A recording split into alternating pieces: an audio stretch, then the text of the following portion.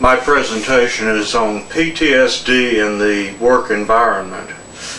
Post-traumatic stress disorder, also called PTSD, is a common occurrence among veterans of the military forces, among persons who are physically abused as children, etc.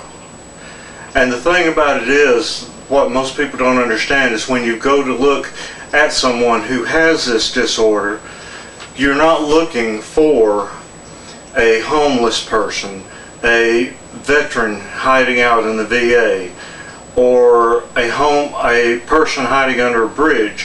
What you're looking for is someone who looks just like you. This is the problematic area with this particular disorder, is that they look just like everyone else. There's no difference. In that respect, they are no different from me and you, only that they have what was commonly known back in the 50s and earlier as shell shock, and going back a little further, it's called nervous prostration or hysteria. It was often treated with cocaine, heroin, pethidine, laudanum, all these very highly addictive depressants to the system. And it was thought that with a person who is experiencing these kind of mood swings, that if you kept them toned down and kept them as dumbed down as possible, you would have had them more effective. Whereas just the opposite is actually the truth.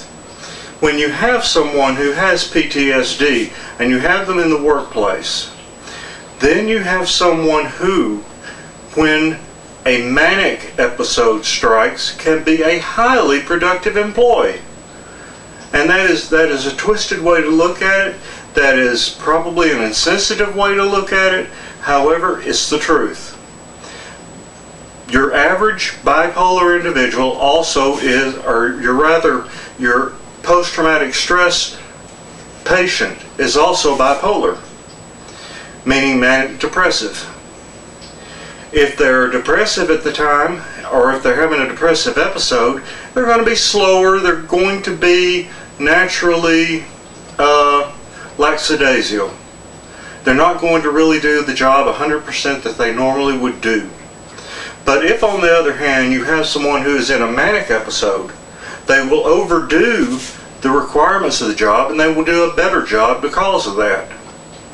They will work faster, harder, they will concentrate more on the individual task rather than the scope of the whole situation.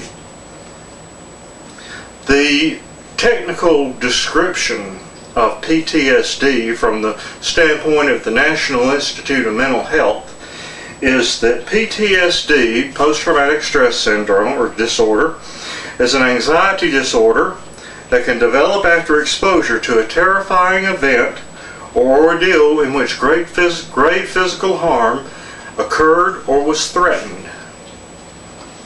Again, I say this can be something as simple as child abuse. And I'm not saying child abuse is simple, but I'm saying that by comparison, it can be something as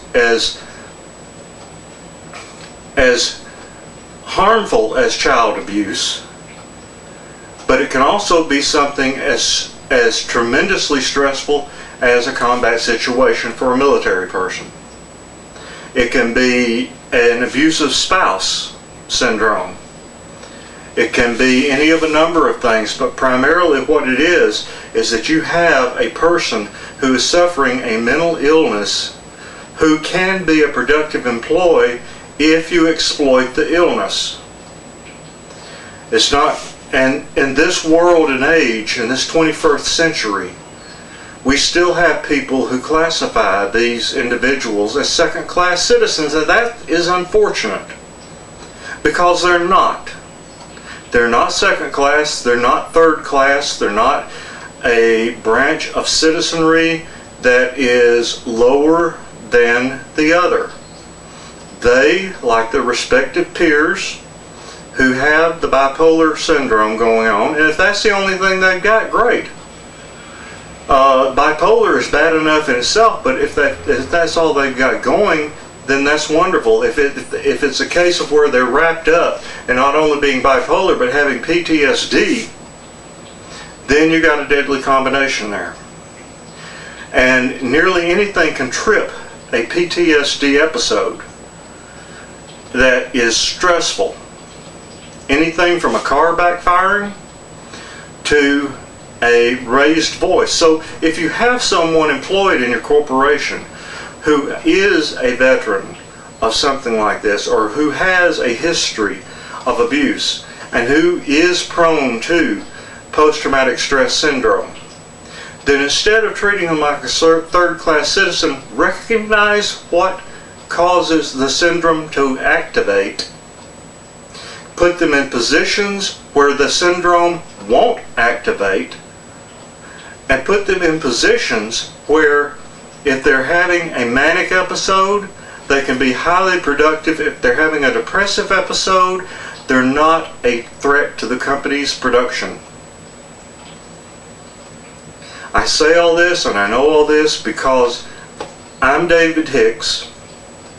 I'm a veteran of the U.S. Air Force, and I have post-traumatic stress syndrome, and I'm bipolar, and I've held some really good corporate positions in my time, even with these disabilities.